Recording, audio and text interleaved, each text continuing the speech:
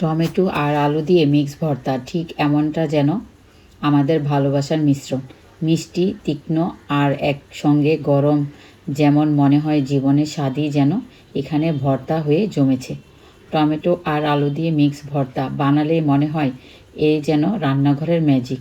একবার চামচ ঢুকালে সব ঝগড়া, সব দুশ্চিন্তা হঠাৎ মিলিয়ে যায়, শুধু ভর্তার স্বাদ থাকে। টমেটো আর আলু দিয়ে মিক্স ভর্তা, মনে হয় জীবনও এমন মিলিয়ে নিতে হয়, আলাদা স্বাদ, আলাদা রং, একত্রে থাকলে একটাই ফলাফল, পরিপূর্ণতা। টমেটো আর আলু দিয়ে মিক্স ভর্তা, লাল ও সাদা স্বাদ মিশে যায় খাঁটি হাসিতে। চামচ ঘুরলে মনে হয় এই ছোট ছোট জিনিসেই লুকিয়ে আছে বড় আনন্দ।